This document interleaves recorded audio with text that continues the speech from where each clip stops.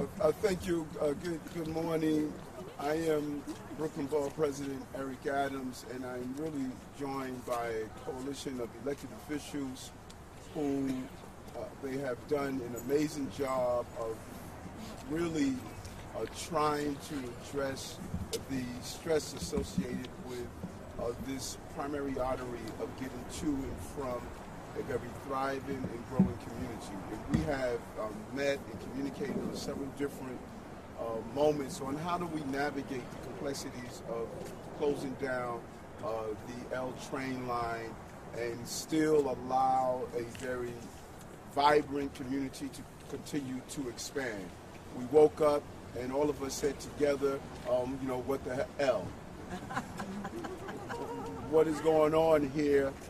I walked into a meeting last week with an exclamation point that a plan was there. I walked out with a question mark of saying, what are we doing and how do we move forward in the right fashion? And so I just really want to thank all of my colleagues that are here.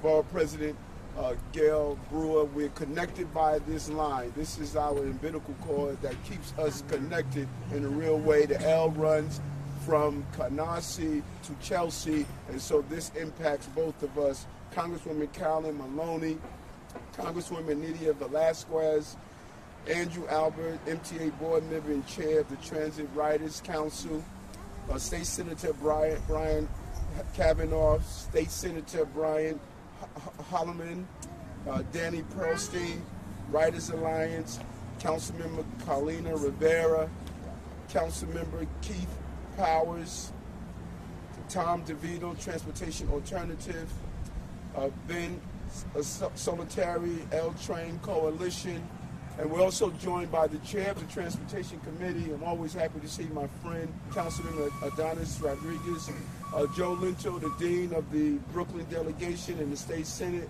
and District Leader Tommy Torres, and others who are here as well. This is a horrific state for all of us to find ourselves in as we start the new year trying to implement a plan that would ensure not only the physical infrastructure that must be rebuilt, but also the emotional trauma that we had to attempt to rebuild as well.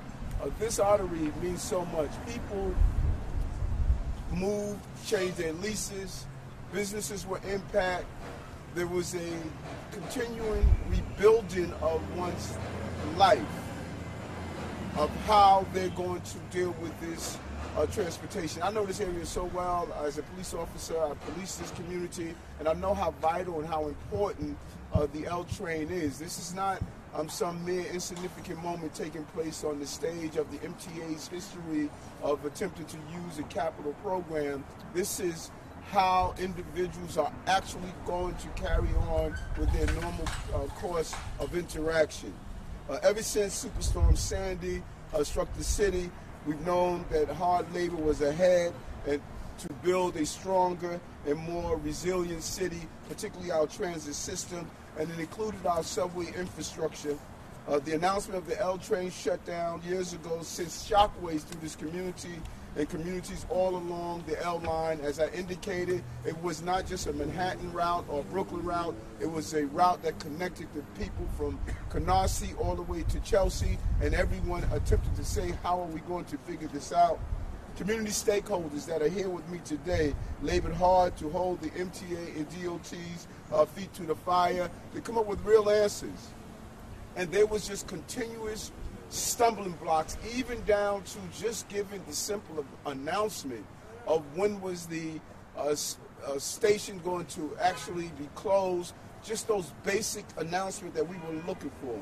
And now, just 3 days ago, we learned through the press, not that there was a briefing before an announcement, but there was an announcement before the briefing. So all the labor that we did, everything that we put together, we had to learn after an announcement was made that we were going to do something different. 15 months of strategies for making critical repairs to the Canarsie Tunnel would potentially be replaced, and a new approach. And we want to be clear. We believe in innovation. We believe far too long this city has used 8-track methods in the iPhone age of how to use and marry technology with infrastructure repairs. Cities and countries have been doing this smarter and different. So this is not a denouncement of using innovative ways to accomplish a particular crisis in a city. We embrace that, and we believe innovation is important. This is about not allowing the poor planning to get in the way of proper communication and proper implementation of any type of plan, even in innovation. Our government too often settles for broken ways to accomplish a particular task, and we believe that we need to move forward in doing a task of this magnitude with any form of innovation as possible. I walked into the stakeholders briefing at the MTA on Thursday with the Borough President of Manhattan and others, and we walked out with more questions than answers. We didn't have the engineers in the room. We didn't have DOT in the room. We didn't have any of the people in the room that can answer the basic questions that is expected to deal with a problem of this magnitude. And so the MTA board prepares to vote. As the MTA board prepares to vote on this newly proposed plan in the coming weeks, we're here to call for several key commitments from the MTA, the city, and state. We need a commitment for additional community input sessions, more than the 4. People need to know, and we need to use non-traditional methods of communications. And there's a manner in which we believe it needs to be done. This can't be just simply a PowerPoint where we're throwing a few graphs and numbers on the screen. We need real communications on the ground and using community veins that leads to the major arteries of this community to give that vital information. We need a commitment to maintain the bulk of the existing mitigation plan that our communities have collectively labored so hard to put together.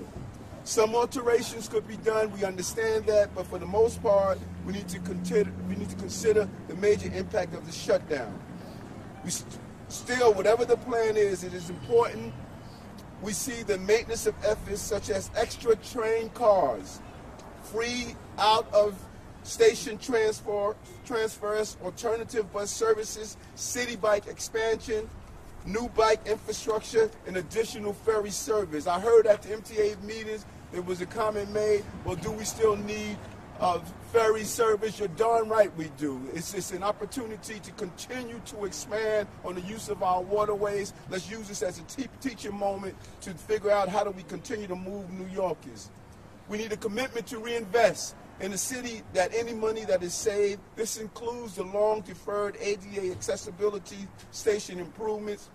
We need a commitment of full transparency. This seems to be a foreign language with the MTA. Full transparency on the process leading to this change, of course.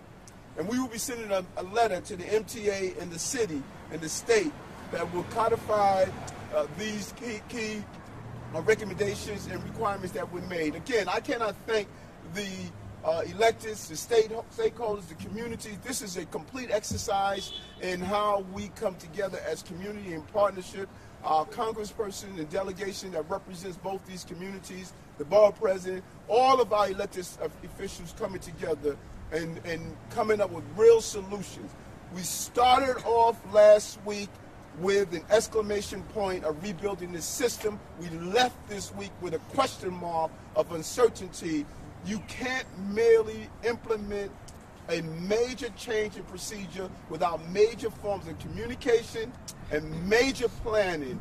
And it must be a sound plan that deals with a massive change and impact on this community. So I want to turn it over now to the borough president of Manhattan, who sat in the meeting with me last week and asked some very reasonable questions. And I believe she walked out, as I did, with probably more questions unanswered than answered.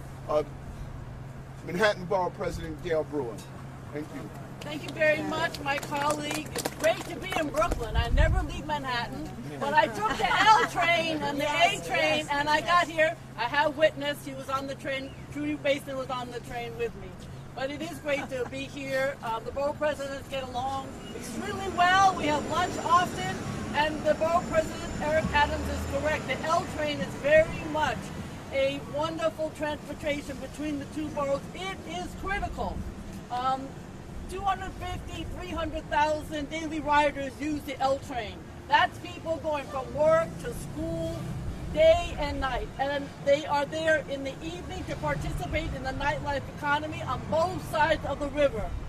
As the Borough President of Brooklyn indicated, it has been a very crazy 3 days regarding the L train. Yes, we've learned a lot, but boy, do we have a lot of questions. We're going to need answers from the MTA, more answers from the DOT. The DOT staff was not in the meeting that we had on Thursday with the MTA. We need to know exactly what's going to happen, how to keep New Yorkers moving in the Manhattan and Brooklyn neighborhoods that are served by the L train. Number one, transparency. We need answers. We've all read the New York Post articles from Friday evening. We all also know that if there's a way to avoid a full shutdown, yeah, look at it. But what we need now is transparency on the work that's been done, how these decisions are being made, and what the trade-offs are between the old plan and the new plan. For instance, my understanding, according to the meeting we had with the MTA, is as we sit here right now, there is a actual discussion and data regarding whether these walls are in bad shape or good shape. It is being analyzed as we stand here. What exactly is the analysis? All of us, elected officials, advocates, I can see the little pieces of paper on the round tables in my sleep because we were there so often with the MTA who said that this was going to be the plan.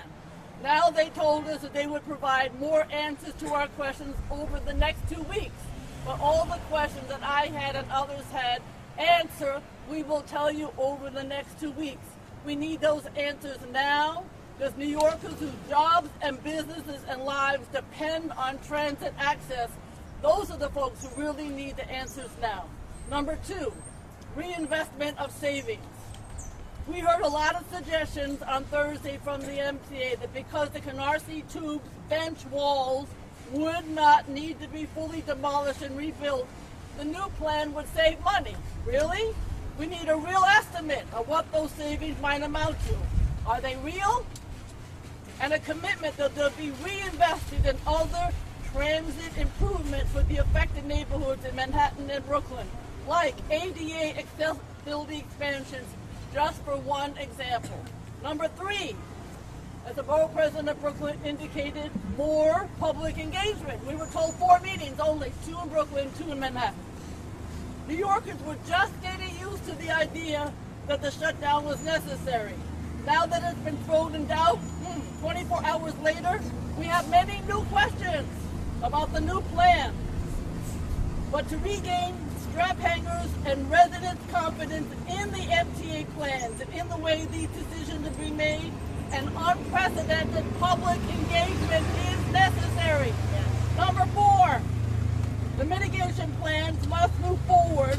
If the governor's plan happens and the L train does not fully shut down, it will still have dramatically lowered capacity on nights and weekends that we had planned for that in the hundreds and hundreds of meetings.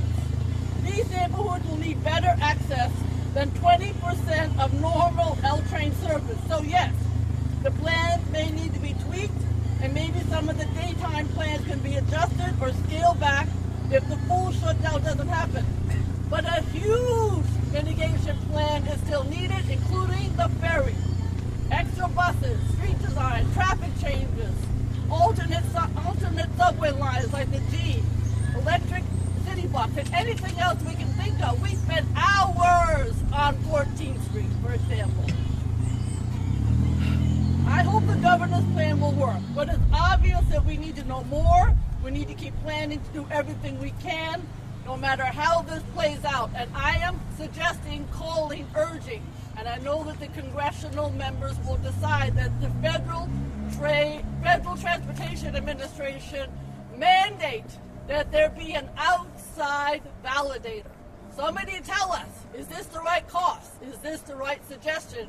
Are the actual tunnel this part needs repair and this part doesn't. We need an outside validator to be sure that what is being proposed is actually correct, and we want the feds to mandate it. Thank you very much. Thank you so much. And we really want to thank our congressional delegation with all that's going on in Washington. Our congressional delegation really kept their finger on the pulse of what was happening here on this very local issue. And we want to thank them. We have them both here with us, Congresswoman Carolyn Maloney, and after would be Congresswoman Nydia Velasquez. Thank you. Thank you. I'm Congresswoman Carolyn Maloney, and everywhere I look, there's a shutdown. We've got our shutdown going in Washington. We're trying to stop Trump's actions and open up the government.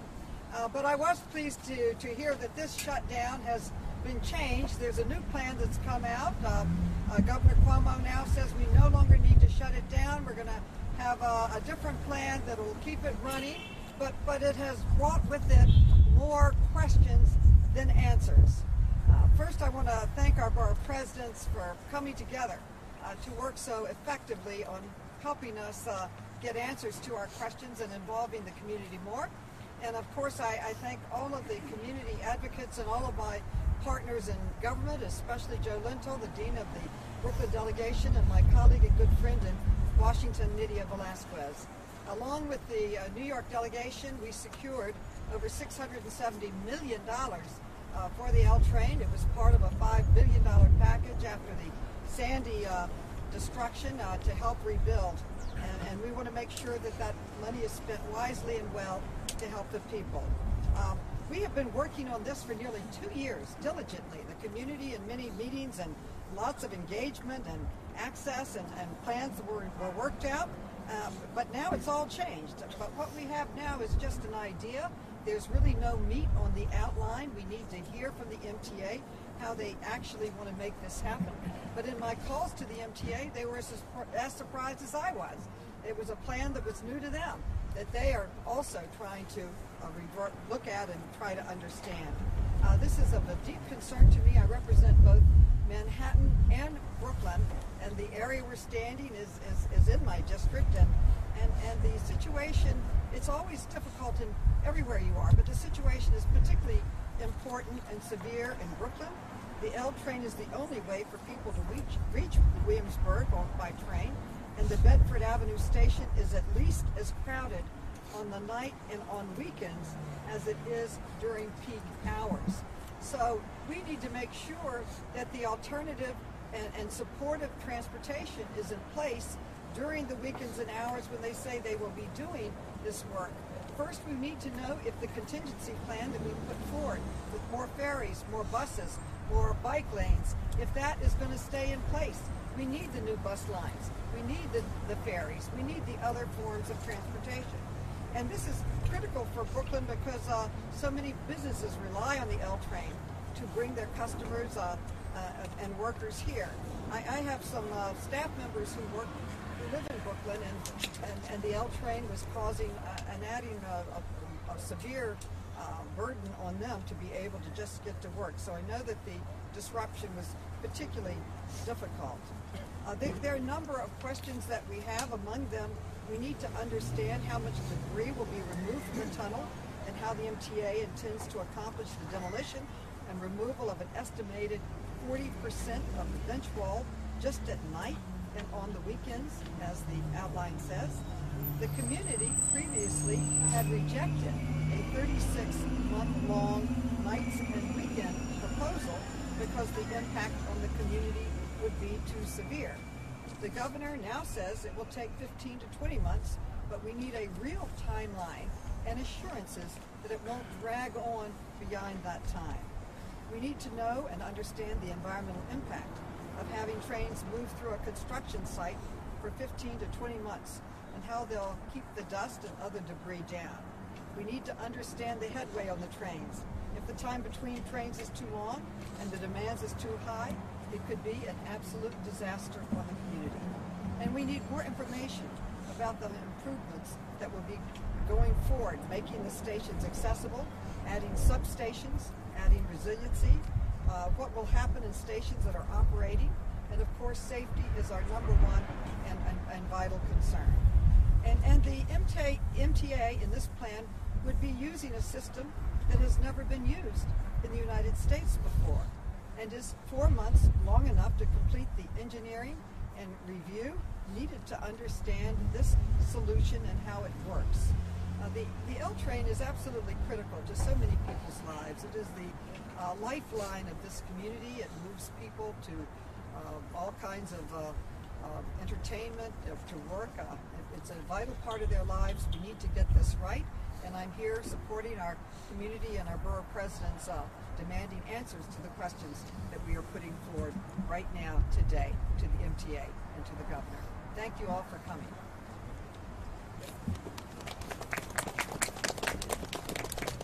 Good morning, everyone. I'm Congresswoman Nydia Velasquez, and I represent both the L train in the Brooklyn side and also Lower Manhattan. I want to take this opportunity to thank both of our borough presidents, all the stakeholders, and all the elected officials that are here. This is a very important issue. So the MTA is telling us, trust us. The problem is basically that we don't trust you. And so, how can we be told for years this tunnel will need to be closed, and then just a few months out, everything is fine? So today, we're going to make some requests going forward. Yes, we are pleased that there will be a full-on that there will not be a full-on shutdown, but we need some assurances going forward. First of all, as it has been mentioned, we demand transparency, both about how we got here and how these next steps are being implemented. Let's remember there are people who gave up apartments they lived in for years in anticipation of this shutdown. Also, how is that the governor could come up with a plan that is infinitely superior to a plan it took MTA 3 years to develop? With all these questions, commuters are understandably skeptical. They want assurances about how this proposal will play out. So while I am optimistic, we need to be certain this is going to work out as planned. And I expect the governor to keep us appraised at every step of the way.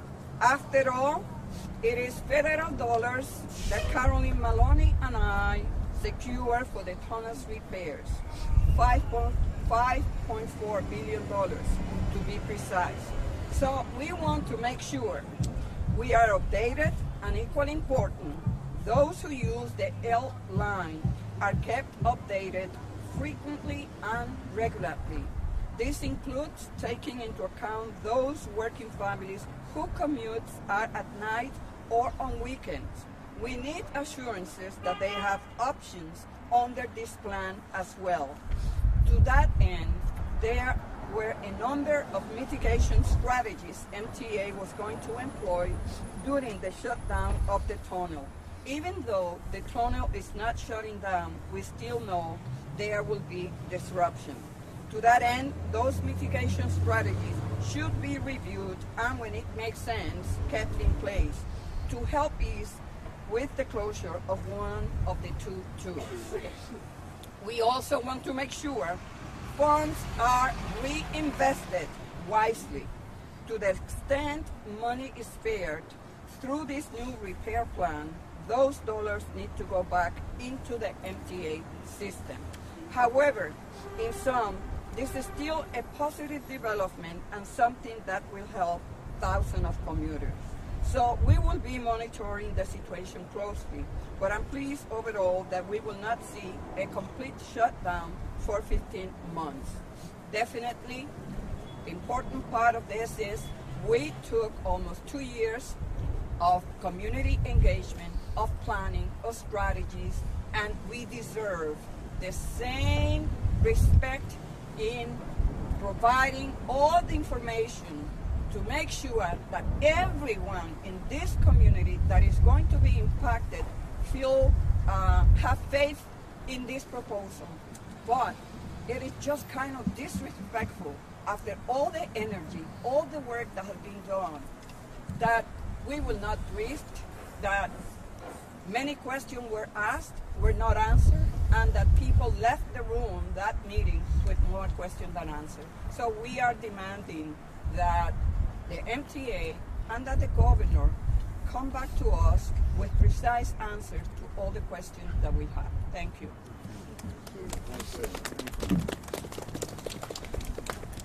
I'm going to bring up Andrew Albert, MTA board member and chair of the Transit Riders Council.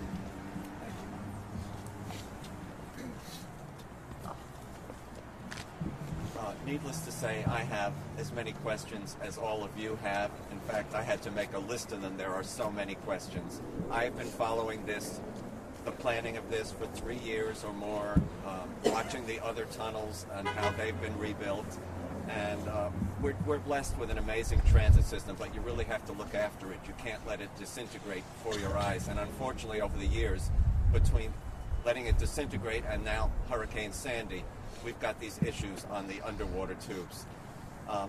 I was really surprised to hear of this new plan. It did not come before the board. The board was not notified about this until the day of, where we received the governor's presentation.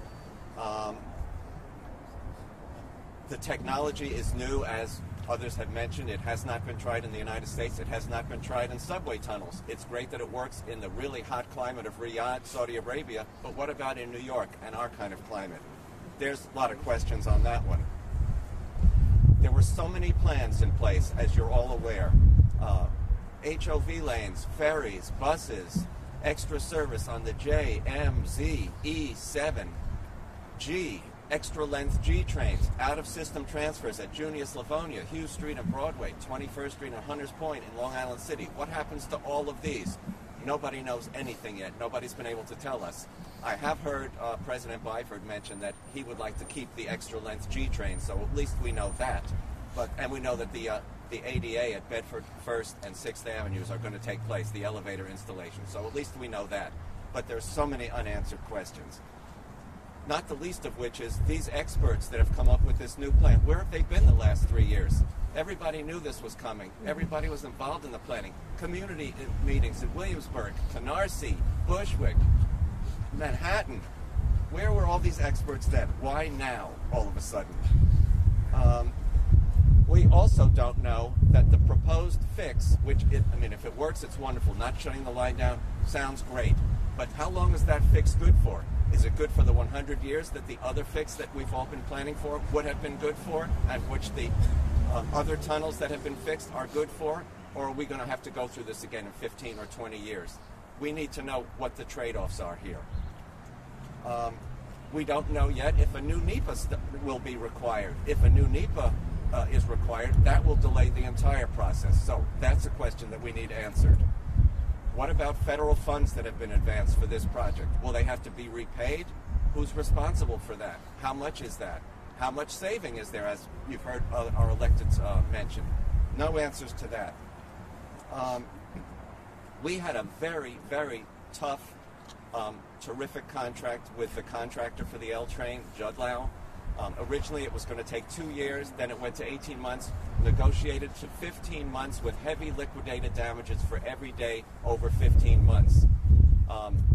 It was a really good contract. It was a model for other contracts, and the former chair, Joe Loda, reminded me that the Joralemon, the Montague, and the Cranberry tubes were all done under budget and ahead of schedule. So we were in a good place with tunnel rehabilitation. There's still another tunnel yet to be done after Canarsie. The Rutgers tube that carries the F trains has not been fixed yet. So that's down the pike after this one. The new plan supposedly has cables not buried in the walls but exposed in a protective material. Does that mean they're available for a vandal or a terrorist or something to break into those cables and ruin the electronics and the signaling and everything? We don't know the answer to that. We've also heard that the material that's protecting these cables, should there be a fire, emits toxic fumes. We don't know the answer to that. That's something else we need to find out. There has been no notice to the board, to the city, until the day of or before. The city has gone through extensive plans, as you know, DOT with their bike lanes, HOVs, everything. There's just so much. What happens to all of that, as you've heard those questions asked already? And not the least of which is, if a contract with a contractor can be just done away with a month or two before the project's due to begin, will anyone ever want to do another contract with the MTA? What does that mean for contracting going forward? And then you've heard a reference to the L train service plan of every 20 minutes. Anybody that rides the L train knows you've got rush hour crowds at 11 and 12 at night.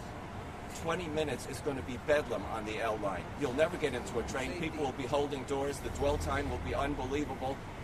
What about the safety issue of a train that's normally running every 2 minutes, all of a sudden running every 20 minutes? So obviously I have all of these questions. When this emergency meeting that has been announced but I have not gotten notice of yet is announced, and I will be there, I will be asking all these questions. And rest assured, folks, you know that I will be there representing your interests, because I'm the rider representative on the board. I don't have a vote, but I certainly have a voice, and I look forward to serving you and finding out what the heck is going on here. Thank you. Our two state senators, both Senator Kavanaugh and Senator Harman. Thank you, Borough Presidents and Congressmembers. Thank you to Andrew, and thank you to the press for braving the sun in your eyes. I'll be brief. A lot has been said. I'm a little bit sick. But I just want to emphasize 2 points. The first is that, as of today, the MTA is proposing an enormous disruption in service. Night and weekend service on this line is an enormous disruption without any plan at all that they can articulate about what we're going to do about that. We have spent 3 years planning for a very different scenario, a very different disruption in service. And as of today, they are proposing about 100 days from now to take an enormously important line out of service without a plan about what they're going to do about that. The second point I'd like to make is that the MTA at this point has an enormous credibility problem. We heard about this a couple of years ago, and everybody reacted with shock and horror. There was talk about the apocalypse. And gradually over time, the MTA convinced us that this shutdown was absolutely essential. It must be an around-the-clock shutdown for at least 15 months. Today, again, 100 days before they plan to begin the work, they're telling us it's not necessary. This community and many communities along this line have spent a long time grappling with the complexities of what to do with the proposed plan as of a week ago. And now they're being told that all of that work, a lot of that work may not have been necessary, and certainly the work that the MTA was telling us was essential in the tunnel is now not essential. There's a different kind of work that needs to be done. This plan has generated, this community has generated an enormous number of wonderful, important ideas for how to get people around. We need to make sure that first, to the extent this line is shut down, there is fully adequate alternative service, so people, as Andrew mentioned, anyone who takes this train in the evenings or the weekends, as I do, knows that this is a crowded line at any hour of the day or night. We need to make sure there are a full range of alternatives, so all the people who are going to be affected by this plan can get around as they need to. The second thing is, a lot of the ideas that were generated for an around-the-clock shutdown are good ideas in their own right. The MTA has questioned whether ferry service is needed. The fact that this community has spent so much time designing an effective new ferry service ought to be seriously considered. We ought to look to maintain the best aspects of the full alternative service plan, even if the MTA takes the position that they're not critical for a partial shutdown. Thank you very much.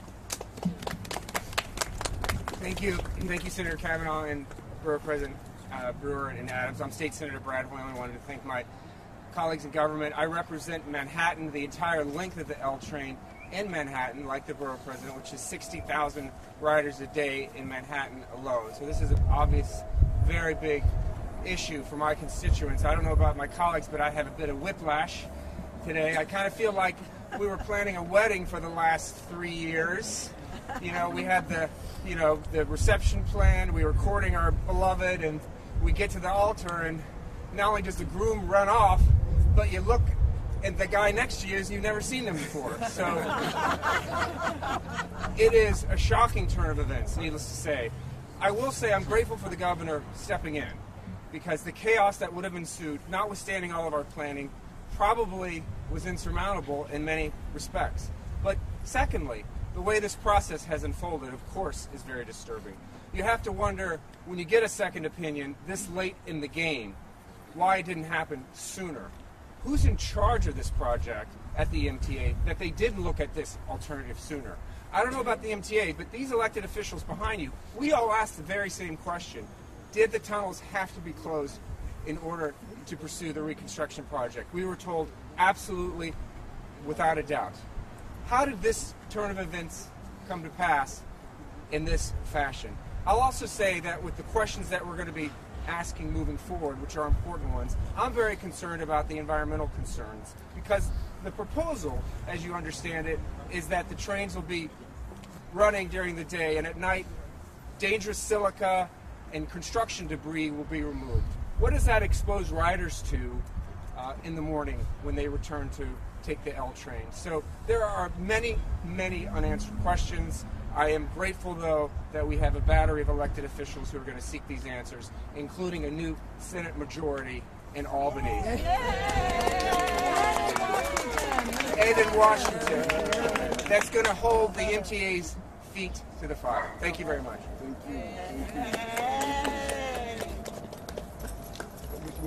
I think it's just so important. So many voices were put together to put this plan together. We want to make sure those voices are heard, and also bring on Tom DeVito, Transportation Alternative.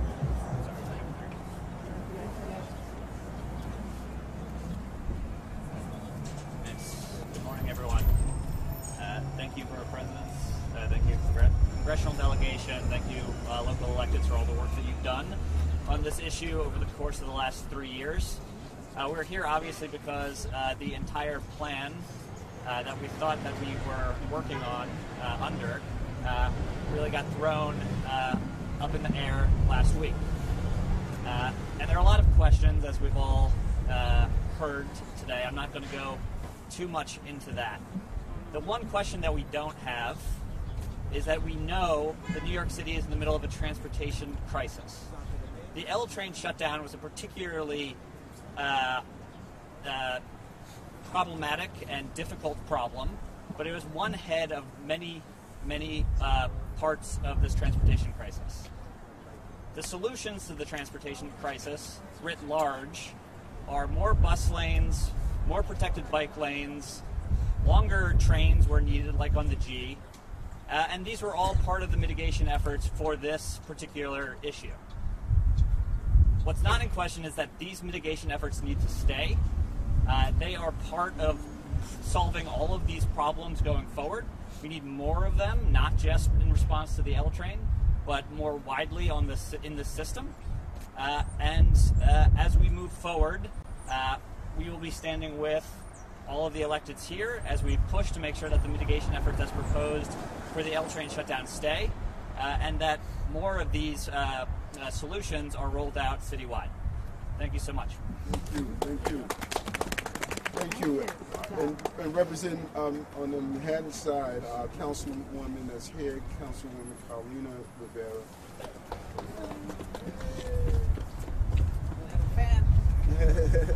Hello, everyone. Thank you so much for being here. So my name is Carolina Rivera. I am the Councilwoman for the East Side, proudly representing 14th Street. I actually had the most impacted L train stations that will be affected during the shutdown. And we are all here because there are lack of details, and there has been tremendous secrecy around this change. And so you've heard a lot about the resources that we poured into this plan. And since Hurricane Sandy, we knew we would have to make sacrifices. We were all prepared. And so we were fighting for people's homes, their livelihoods, their jobs, their commute, all of the things that make transportation the great equalizer. And we knew that this was also a public safety issue. But now it's become a public trust issue, and how this lack of transparency erodes public trust in government. And we are all charged with representing communities and making sure their voices are heard. So when we put years into this process, and then we're suddenly told that it's going to change with maybe an hour to prep, with maybe 20 minutes to really convey to our constituents what is happening with no information, it really doesn't show the type of collaboration that we have taken a lot of pride in during this process. And we are angry and we are demanding answers. And so the MTA and New York City Transit has told us, give us time. Give us a week, give us 2 weeks to give you more information. 1 week, 2 weeks, we've given you years. People have moved, they've sacrificed, they've given up jobs, their businesses have closed. And so what we're asking for is that people come together, come back to the table, and make sure that every single person is included. So I'm here to stand with all of my colleagues who have been fierce on this issue and who know how important the L train is in terms of how we get around in New York City. So I want to thank Cuomo for being innovative, and hopefully if this plan works, that's great, but it should have happened sooner, not 4 months from the shutdown. So I want to thank everyone for taking leadership on this issue, and know that we are going to continue to fight and make sure that people know what is happening, and that in April we are all prepared and we are all content with the input and all the energy that we have invested. Thank you. Thank you so much. And Dan, the Writers Alliance, they have been a clear voice on this. Dan Pearlstein. Dan? I'm ready. Thank you. Thank you so much, Mr. Borough President. In the best case scenario, this new plan will be vetted by outside transit experts with no connection to the governor, to the MTA. Folks who run premier transit systems in our global peer cities like Tokyo, Hong Kong, and Paris should have a very close look at this. As Borough President Brewer said, there needs to be an independent analysis before we move forward with a brand new plan. Like I said, in the best case scenario, rather than a great L train shutdown of 2019 and 2020, we will have a great L train slowdown, not 2019, 2020, likely rolling into 2021. We're talking about a long period of time during which we'll have very intermittent service, evenings and weekends. The L train is dominated by 24/7 neighborhoods from Bushwick all the way to Chelsea, and nights and weekends are tremendously important on the L train. Just riding over here this morning with trains running every 4 minutes, I counted 50 people in my subway car. With every 20 minutes, we can't accommodate 250 people in the subway car. It's simply not possible. We're going to need a robust mitigation plan, the type the city's never seen before, just like we would have had the L train shut down. We're going to need a plan with busways, with bike lanes, with ferries. We're going to need a plan that fully dominates all of the other possible forms of transportation we have in the city to move people around, including all of the enhancements to the surrounding subway lines. Because the alternative is a series of mini apocalypses, weekend apocalypses, probably 100 or 150 different weekend apocalypses of the type that we really shouldn't accept in New York, 2019, 2020, 2021. So I want to thank everybody for coming out. Of course, we're going to continue holding everybody accountable. But the point is to stick to our guns, to stick to mitigation, and to stick to all the demands that people have made today. Thank you so much. Thank you. Thank you. And the chair of the City Council of Transportation, Councilman Adonis Rodriguez. Thank you, Mr. President. I'm here for one purpose. One, to support the electeds, the advocate, and to announce that I'm going to be calling tomorrow for the Committee of Transportation that I chair to hold a hearing in February about the new plan. I believe that in a city where all of you guys, especially the leaders from the Brooklyns and Manhattan, have been planning for years, of course, like the good news for the riders is the L train will now be shut down. The other thing that we should learn from this is that MTA, unfortunately, been using basically two firms for the last decade to do most of the job. And most of the job being overpriced and project being turned late. So I think that everyone welcome any new ideas, new innovation to get project on time, to reduce the cost. But I feel that the ask and the concern about the community should be part of this conversation. I chair this committee was the same day too that I was with Andy Byford and Gerd Brewer at 168, and we were told there's a briefing happening this afternoon. So, of course, riders, elected, and all of us is ready to welcome new ideas so that it reduces the inconvenience that riders could have if the air train will be shut down. But from the Committee of Transportation that I chair, the message is I'm ready to work with Speaker Johnson and my colleague to call for the hearing in February so that the riders, the advocates, and all of us will be ready to get more details, more information with this plan. Hoy lo que estamos aquí es pidiendo de que nosotros vamos a buscar de que el plan que se ha presentado nuevo para que no se cierre el tren L dé más informaciones, incluya a los oficiales electos y que todos tenemos el derecho de recibir esa información. Recibimos con alegría el plan para que el tren no se cierre, pero al mismo tiempo pedimos que se den más informaciones. Muchas gracias. And one of our great councilperson, Councilman Powers. Thank you. Thank you. It's cold out, so I will be brief, my friends. I think I'm in. This is the last one. The last stop on the L train. I'm Councilmember Keith Powers. Every 2 minutes. Every 2 minutes. I live on the L train at the First Avenue stop. I represent the L train. I take the L train every single day. And I will tell you already, you have to wait 3 or 4 subways every single morning, every car, to get onto that subway to go where you want. And so when we were planning for this, we already knew how overburdened the L train was, and we knew what kind of planning it would take to solve this issue, the L-pocalypse. When we found out just the other day with no notice that the plans were changing, I think we all were, hopefully we're hoping that we'd be relieved, but I think we really all ended up with a lot of questions. And I think as we stand here today, we still are looking for answers to many of those questions of how are people going to get around, what is the work going to look like, and for many of the people that I represent, they are living in a construction zone on First Avenue and 14th Street, and they want to also know, will life get better for them as the construction changes and as the contract gets renegotiated and as the plans are developing and still being developed. So I want to thank both the borough presidents, all my colleagues, for being quick and on top of this to make sure that we're asking questions about this plan, not just saying it's great and we hope it works, but we actually figure out how it's going to work and what we can do about it. So with that being said, I want to thank everybody, and I look forward to taking the L train back to Manhattan, hopefully 2 minutes. Thank you. Thanks so much. Thank you.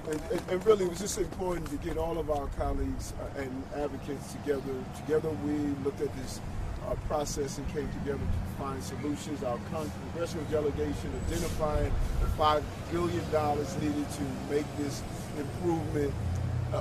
We cannot under or over indicate of how traumatic this experience is. Superstorm Sandy destroyed the infrastructure of our communities, and it was a surprise hit of how devastating it was actually carried out. It should not be a surprise on how we repair the system. How do we make such a major announcement and the electeds who have identified the funding, who have put together the mitigation plan, who has been part of this process, how did we find out by surprise and not took the same level of dedication and commitment to bring us in the room, prepare us so we can go back in our communities? And that is what is alarming and concerning to us. Hooray that we're able to keep the tunnels open if the science proved to be successful. But we cannot take away from how do we ensure communication is done in the MTA. Not only are the speakers broken in the system, but it seems the communication out is broken as well. And that is why we're here. This should not have been a surprise. We're open to any questions at this time. I guess first, generally, are you worried that whenever there's going to be another impactful infrastructure project, that people are just going to look back at this situation and be like, this doesn't have to happen, or anything like that? And then secondly, there's a lot of talk about continuing the transit alternative proposals. I have a question for Gail Brewer. Do you think the busway should still happen? That was a contentious point in the community. Well, I mean, I think on 14th Street, the busway had been worked out, and of course, the people are concerned on 13 and 15 about the traffic mitigation. I think it's one of the questions. I mean, I like the idea personally because I want to see more alternative modes of transportation, but it has to be discussed. And the first part of your question, yes, I think that we all pushed and stated that the tunnels had to be closed. They had to be closed. This is what we were told. And now this raises questions whenever we go into the crevices of our community and tell them that this must be done. We use our credibility of a very difficult conversation of closing. This is what we told it had to happen. And we were not brought back in the room and stated that, listen, this is not what is going to happen. You could go back and start as communication, just the opposite. We woke up thinking that we were going to have a period of hell in transportation, and on Thursday we left that meeting saying, what the hell? How did this happen? Why did it happen? And why were we not communicated better? I have a question for Congresswoman Lydia. When do you anticipate to find answer from Governor Cuomo with all these questions? And will the politicians guarantee that it sounds like 15 months is not going to be the finish line of this L train apocalypse, but rather maybe 2 years or so? Will the politicians guarantee that the MTA will not increase the fees of our subway? Well, don't ask me that question. Ask them, and public pressure must be part of this equation. Of course, we want answers from the governor and the MTA. The same way that they came up with this proposal without having community engagement, elected officials engagement. You know, we fought long and hard in Washington to get the Sandy money, and we always request community engagement. The community knows better. They have provided incredible ideas, and we reject this effort and this notion that the governor and the MTA got all the answers, because we have been there so many times before. And we will be sending a letter, at least I intend to send a letter, working with Carolyn Maloney, to the MTA and to the governor. And we will use every tool that we have at our disposal to make sure that this plan is vetted, that is confirmed by the experts that this will work. We have gone through a long process of uncertainty and the lack of transparency, and we reject it. So we will demand answers, and the sooner the better. And I have a question. How will the public or the L train writers write letters to Governor Cuomo? They can just write them. I mean, public pressure is extremely important. We were told on the Thursday meeting that the only discussions would be 2 in Manhattan and 2 in Brooklyn. That is not satisfactory. So pressure would be very, very helpful for all of us.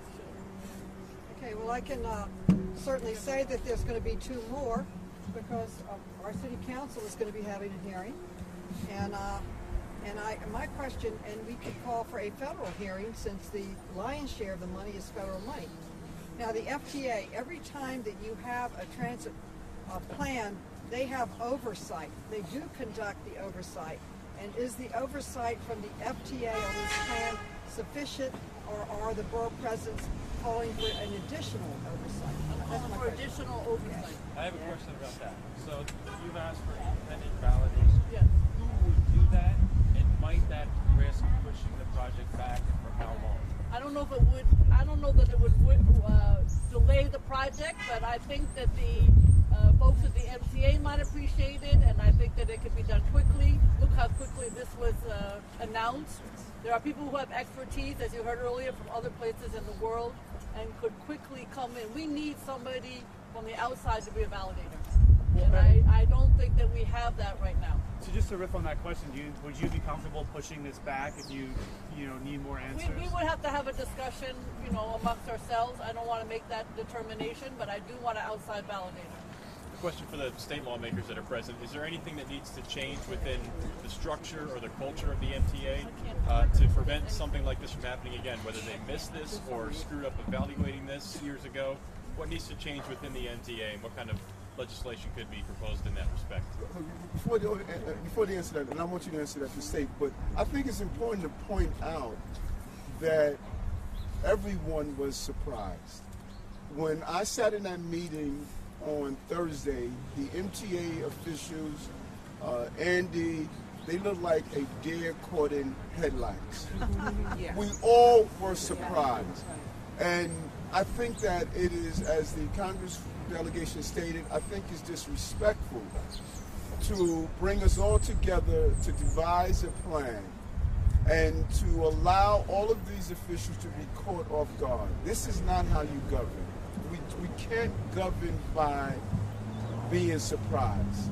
And so the criticism is not so much on the MTA for changing the plan.